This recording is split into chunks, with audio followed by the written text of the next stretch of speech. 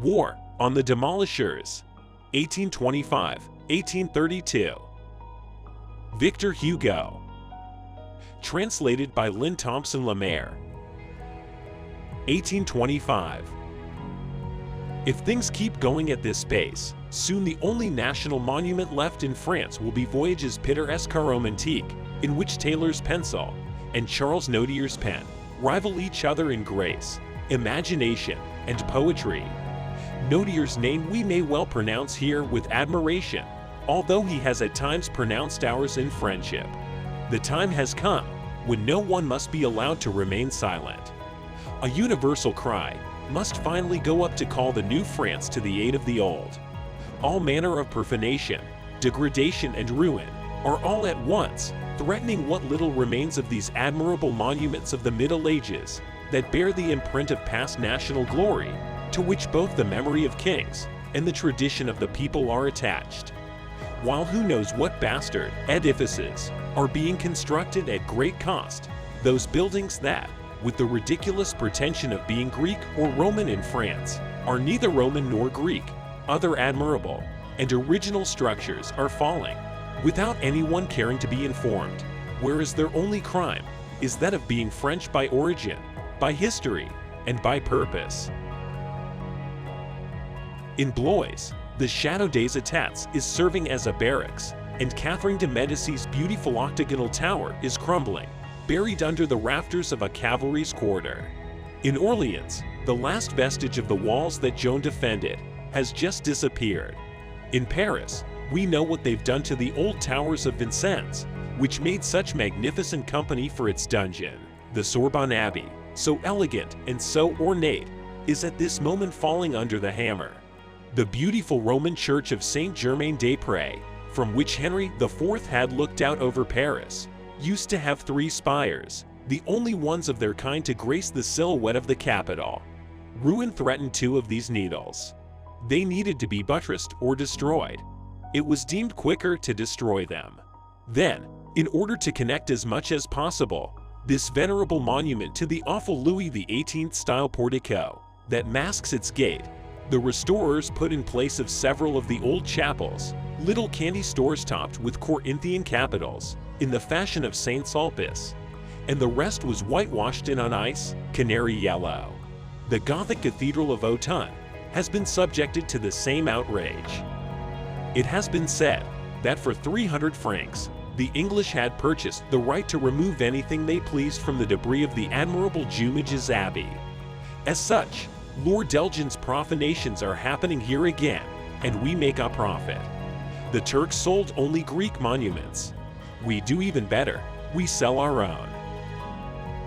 Proputer.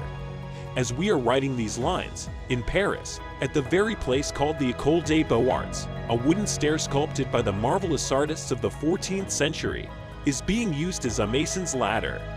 Admirable Renaissance woodwork, some still painted, gilded, and emblazoned woodwork. Doors touched by the same tender and delicate chisel that worked on the Château d'Annay are gathered there broken, dislocated, half dead in a pile on the ground, in attics, under the eaves, even in the antechamber of the office of an individual who has set up shop there, and whose title is Architect of the École des Beaux-Arts, and who treads ignorantly over them every day.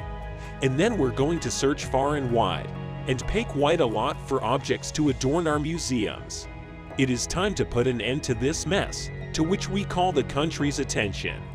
Though impoverished by revolutionary ravagers, by mercantile speculators, and above all, by classical restorers, France is still rich in French monuments.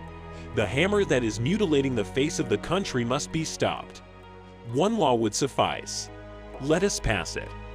Whatever the property rights may be, we must not allow the destruction of a historical and monumental edifice by these ignoble speculators whose honor has been blinded by self-interest.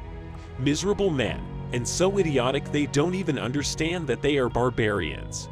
A building has 2 things: its use and its beauty. Its use belongs to its owner, its beauty to everyone. To destroy it is to overstep one's rights. Active surveillance must be placed on our monuments. With a few meager sacrifices, we would save structures that, all the rest aside, represent enormous capital.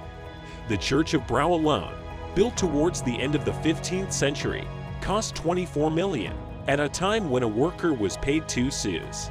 Today that would be over 150 million. It takes only 3 days and 300 francs to bring it down. And then a laudable regret would take over. We would want to reconstruct these prodigious edifices, but we will not be able to. We no longer possess the genius of centuries past. Industry has replaced art. Let us finish this note here. There again is a subject that would require a book. He who writes these lines will come back to it often, relevant or not. And, like that old Roman who used to say, Hoc senso, et delendum Carthagina, the author of this note will never stop repeating. This is what I think, and France should not be demolished. 1832. In Paris, vandalism flourishes and prospers before our eyes. Vandalism is an architect. Vandalism squares itself off and spreads itself out. Vandalism is celebrated, applauded, encouraged, admired, caressed, protected, consulted, subsidized, defrayed, naturalized. Vandalism undertakes work for the government. It has underhandedly inserted itself into the budget and quietly eats away at it, like a rat at its cheese. And it certainly earns its money well. Every day it demolishes something of what little remains of this admirable old Paris. What do I know? Vandalism has whitewashed Notre Dame. Vandalism has repaired the towers of the Palais de Justice. Vandalism has flattened St. Magloire. Vandalism has destroyed the Jacobin cloisters. Vandalism has amputated 2 of the 3 spires of Saint-Germain-des-Prés. Maybe in a few moments we will talk about the structures it has built. Vandalism has its newspapers, its cliques, its schools, its chairs, its public, its reasons. Vandalism has the bourgeoisie on its side. It is well-nourished, well-funded, bloated with pride, well-learned, very classical, a good logician, a strong theoretician, joyous, powerful, affable when necessary, a good speaker, and happy with itself. It distances itself from the patrons of the arts. It protects young talents. It is a teacher. It gives out great architectural prizes. It sends students to Rome. It is an elected official and refuses to allow Ingers to paint the frescoes of the chamber so as to auction them off to who knows who. It wears an embroidered coat, a sword at its side, and French trousers. It is a member of the Institute. It visits the court. It gives its arm to the king and strolls with him in the streets, whispering its plans in his ear. You must have run into it. Sometimes it turns itself into an owner and transforms the magnificent tower of Saint-Jacques de la Boucherie into a factory for hunting rifle bullets, mercilessly closed off to the snooping antique dealer. And it turns the nave of Saint-Pierre-au-Bout into an empty cask store, La Hôtel de Seine into a stable for roll-on roll-off ships, the Maison de la Couronne into a cloth factory, the Cluny Chapel into a printing press. Sometimes it becomes a building painter and demolishes St. Landry in order to build in place of this simple and beautiful church, a big, ugly, unrentable house. Sometimes it becomes a law clerk and drowns Saint-Chapelle in paperwork. This church that will be Paris's most admirable ornament, when it will have destroyed Notre Dame. The sacred, learned, and solemn cloister of the Benedictines, transformed into some kind of bad literary scene. Sometimes it becomes a speculator, and in the dishonored nave of Saint Benoit, violently crams a theater. And what a theater! A disgrace! Under the Restoration, it made itself at home and frolicked about in a rather amiable manner, we will admit.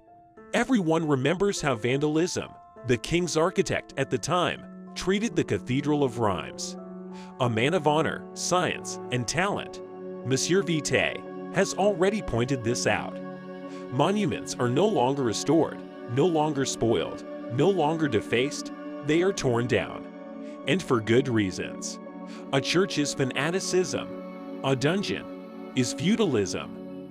A monument is denounced. A pile of stones is massacred. Ruins are butchered. Our poor churches are barely able to save themselves by donning the uniform of the Republic. Not one Notre Dame in France as colossal, as venerable, as magnificent, as impartial, as historic, as calm, and as majestic as it may be, doesn't fly a little tricolored flag on its ear. Sometimes an admirable church is saved by writing on it, City Hall. There is nothing less popular among us than these sublime edifices made by the people and for the people. We hold against them all the crimes throughout the past to which they have been witness. We would prefer to erase our entire history. We devastate, pulverize, destroy, demolish out of national spirit. By being good Frenchmen, we have become excellent Welshmen. We owe the future an explanation of the past. Posteri, vestra res agiter. We make laws about everything, for everything, against everything, regarding everything. In order to transport one minister's boxes from one side of the Rue de Grenelle to the other, we make Allah.